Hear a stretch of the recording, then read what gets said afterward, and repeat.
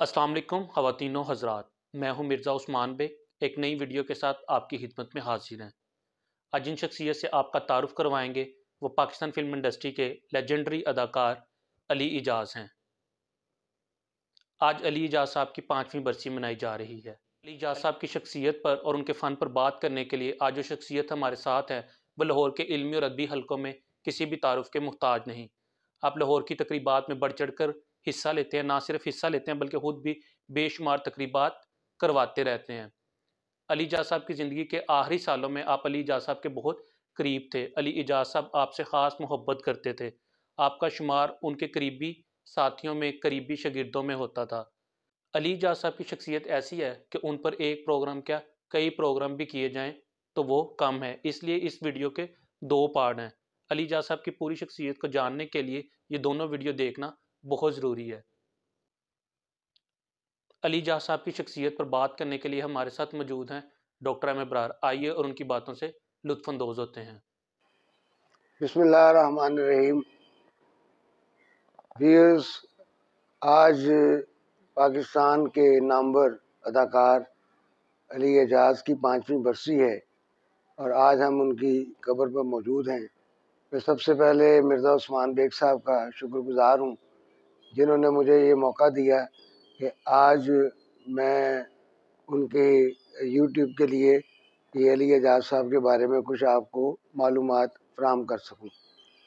अली एजाज़ साहब का असल ताल्लुक़ जो है वो सादात घराने से है और इनके वालिद मोहतरम पीर सैयद कलंदर अली शाह रहमतुल्लाह अलैह अपने वक्त के बुलंद पाया आलिम दीन थे। उन्होंने बाकायदा दरस निज़ामी की तालीम हासिल की थी मदरसतुन नुमानिया में। फिर उसके बाद जो है वो आप बरेली तशरीफ़ ले गए थे। जो इमाम अहमद रज़ा ख़ान बरेली हैं उनकी आपने जो है वो शागिर्दी इख्तियार की। फिर उसके बाद आप लाहौर तशरीफ़ लाते हैं तो शाह अबू अल माली मदरसा में आपने खिदमत सर अंजाम दी। 1922 में आप हयाताबाद जो है वो मियाँ ग़ुलाम मोहम्मद सोहरवर्दी जो सोहरवर्दी सिलसिला के साथ जिनका ताल्लुक़ था उनके हाथ में आपने बैत की और इस तरह आप जो हैं वो बाकायदा इस सिलसिला में शामिल हुए। फिर उसके बाद जो है वो ये यहाँ के एक मकामी किसान थे मियाँ मेराजुद्दीन साहब, वो भी सिलसिला सोहरवर्दिया से मुंसलिक थे। तो उन्होंने आपको ये कहा कि आप यहाँ तशरीफ़ ले आएँ, यहाँ पर मदरसा बनाएं, मस्जिद बनाएं।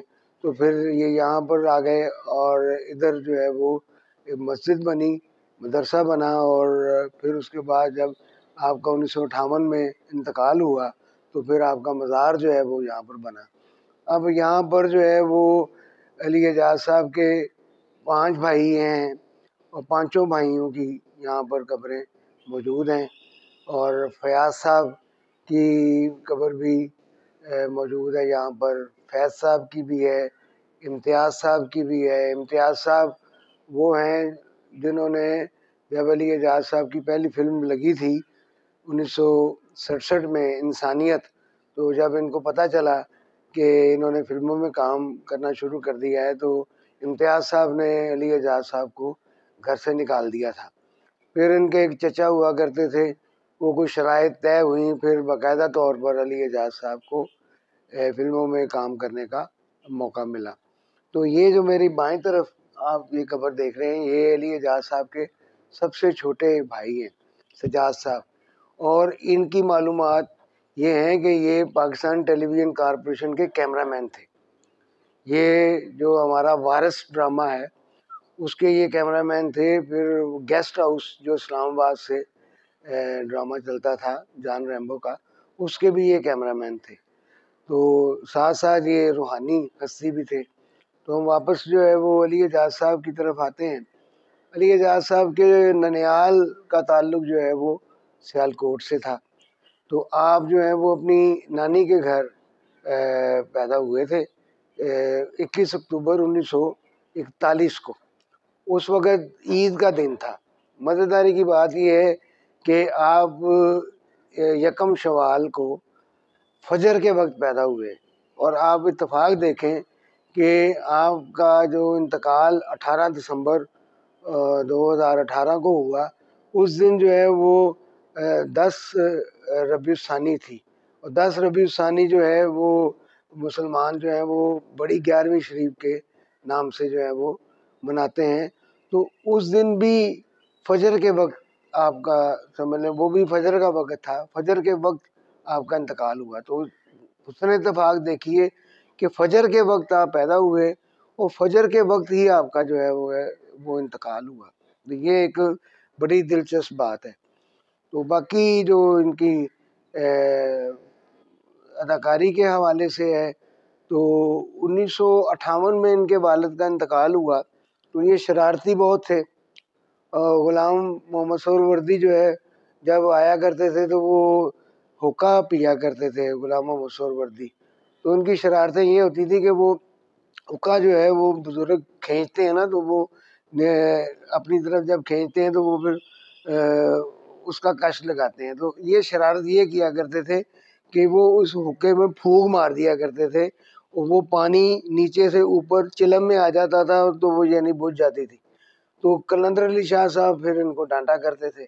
تو یہ بچپن سے ہی شرارتی تھے، اور ان شرارتوں کی وجہ سے جو ہے وہ پیر قلندر علی شاہ ان کو پسند نہیں کرتے تھے۔ پھر جب یہ نوجوان تھے تو اس وقت بھی منور ظریف صاحب کے ساتھ یہ بیٹھا کرتے تھے، ظریف سے یہ متاثر تھے، تو پیر صاحب کو یہ بھی اچھا نہیں لگتا تھا۔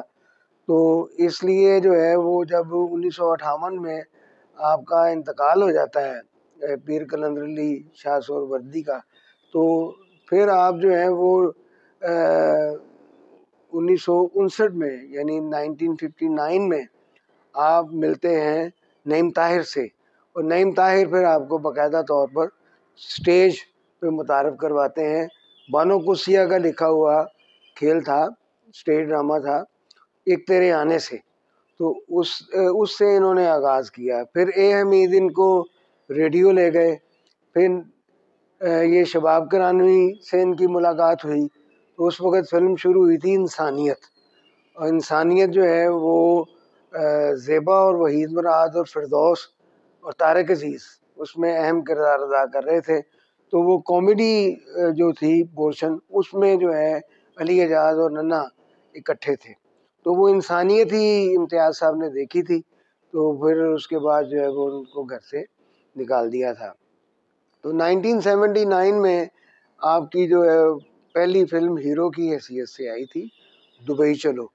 دبئی چلو کے بعد پھر ایک لمبا سلسلہ ہے فلموں کا، شہرت جوائی، اس کے بعد مسٹر افلاطون، پھر اس کے بعد جو ہے وہ نوکر تھے مالک، پھر دوستانہ، سالہ صاحب، دلاں دے سودے، دشمن پیارا، سسرال چلو، قدرت۔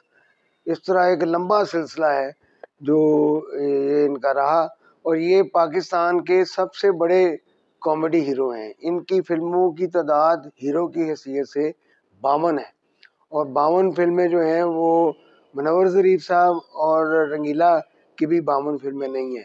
ایک ریکارڈ کے مطابق منور صاحب کی فلمیں 26 ہیں، اور رنگیلا کی فلمیں جو ہیں 32 ہیں، ہیرو کی حیثیت سے یا ٹائٹل کی حیثیت سے۔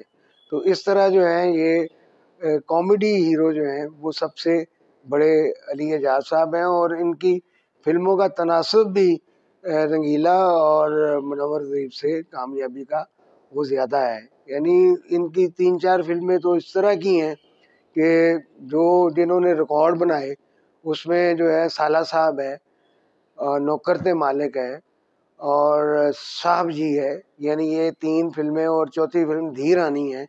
یہ اتنی چلی ہیں کہ انہوں نے ڈائمنڈ جبلی کی، بلکہ ایک ٹرم استعمال ہوتی ہے ڈبل ڈائمنڈ جبلی۔ تو ڈبل ڈائمنڈ جبلی جو ہے وہ سالہ صاحب نے ڈبل ڈائمنڈ جبلی کی، اور یہ وہ سالہ صاحب واحد سوشل مزاحیہ فلم ہے جو 2 سال سے زیادہ چلی۔ تو یہ ایک جو ہے وہ ایک ریکارڈ ہے۔ تو علی اعجاز صاحب نے ڈراموں میں بھی کام کیا، اور ان پاکستان ٹیلی ویژن کا پہلا جو سیریل تھا وہ لاکھوں میں 3 تھا، اس میں مرکزی کردار علی اعجاز، کبھی اور قمر چودھری. قمر چودھری جو ہیں وہ پھتو کے نام سے مشہور تھے، پھتو کریکٹر کے. آج یہ تینوں کردار جو ہیں وہ یعنی کبھی صاحب بھی دنیا میں نہیں ہے، علی اعجاز صاحب بھی نہیں ہیں، اور قمر چودھری بھی نہیں ہے. تو وہ پہلا ڈرامہ تھا پاکستان ٹیلی ویژن کا، لاکھوں میں تین. پھر اس کے بعد جو ہے پولا خنجر، بلیلا، اور پھر یہ فلموں کی طرف آ گئے. فلموں سے پھر یہ دوبارہ ٹیلی ویژن کی طرف جب گئے تو ان کا پہلا ڈرامہ تھا ایک الب پہ. وہ الب پہ ایک ڈرامہ تھا انڈیویجول. اس کے بعد خواجہ اینڈ سن ہوا. خواجہ اینڈ سن نے جو ہے وہ علی اعجاز صاحب کو ٹیلی ویژن کے حوالے سے جو ہے وہ عروج تک پہنچا دیا.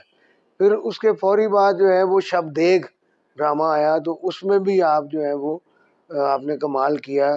ٹیلی ویژن پر بے شمار سیریل ہیں ان کے. کھوجی ہے، کھوجی میں بھی ان کا بڑا زبردست کردار تھا. پھر یہ ایک لانگ پلے تھا، منو بھائی نے لکھا تھا، گمشدہ. گمشدہ لانگ پلے جو ہے وہ بڑا کامیاب ہوا. پھر الیکشن جو 1990 کے ہوئے، اس میں ایک آپ کا خادم ان کا جو ہے وہ ڈرامہ چلا تھا، جس میں ان کا نام تھا شیدہ ٹلی. وہ بہت مقبول ہوا. پھر اس کے بعد پڑوسی ہے، پھر بے شمار ان کے ڈرامے ہیں. پھر انہوں نے اپنی ایک سیریل اپنی پرائیویٹ پروڈکشن شروع کی، اس میں گرفت، روگ اور بے شمار ڈرامے ہیں. تو یہ سمجھ لیں کہ 1998 میں ان کو جو ہے وہ فالج کا اٹیک ہوا تھا. اور اس اٹیک کی وجہ یہ تھی کہ این ٹی ایم سے انہوں نے کوئی پیمنٹ لینی تھی 16 لاکھ روپیہ، اور ایک ان کا فلیٹ تھا علامہ اقبال ٹاؤن میں، اس کے اوپر قبضہ ہو گیا تھا. تو اس وقت کے پرائم منسٹر نواز شریف صاحب تھے. تو وہ پھر ان کے وہ معاملات جو ہیں وہ حل ہوئے، لیکن وہ فالج کے بعد یہ معاملات جو ہیں وہ حل ہوئے. وہ فلیٹ بھی مل گیا اور ان کو جو ہے وہ پیسے بھی مل گئے. پھر وہ فالج کے بعد ہم نے ایک علی اعجاز لورز کونسل بنائی، اور علی اعجاز لورز کونسل کا مقصد یہ تھا کہ ہم دوبارہ علی اعجاز صاحب کو جو ہیں وہ اس طرف لے کر آئیں کہ اپنے یہ اداکاری کے میدان میں یہ رہیں. تو اس کا یہ ہمیں فائدہ ہوا کہ انہوں نے بعد میں فلمیں بھی کیں، بعد میں ڈرامے بھی کیے. پھر یہ 2013 میں انہوں نے ایک این جی او کی بنیاد رکھی، علی فاؤنڈیشن کے نام سے. ان کا مقصد یہ تھا کہ ایک اولڈ ہوم جو ہے وہ بنایا جائے، لیکن بدقسمتی سے وہ ان کا خواب جو ہے وہ پورا نہیں ہو سکا. آپ جو ہے وہ 18 دسمبر 2018 کو فجر کے وقت جو ہے وہ اپنے خالق حقیقی سے جا ملے. 14 دسمبر کو آپ کو دل کا دورہ پڑا تھا، اور ساتھ آپ کو نمونیا ہو گیا تھا. تو وہی دل کا معاملہ اور وہ نمونیا جو ہے وہ ان کی جو ہے وہ موت کا باعث بنا.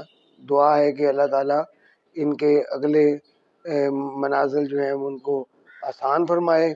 اور ایک دفعہ پھر مرزا عثمان بیگ صاحب کا بہت بہت شکریہ کہ انہوں نے یہ موقع دیا. ہم یہاں پر آج آپ کے سامنے موجود تھے. آپ کا بہت بہت شکریہ. امید کرتے ہیں ناظرین آج کا پروگرام آپ کو پسند آیا ہوگا. اپنا بہت زیادہ خیال رکھیے. اپنے میزبان مرزا عثمان بیگ اور ڈاکٹر ایم ابرار کو اجازت دیجیے. اللہ نگہبان.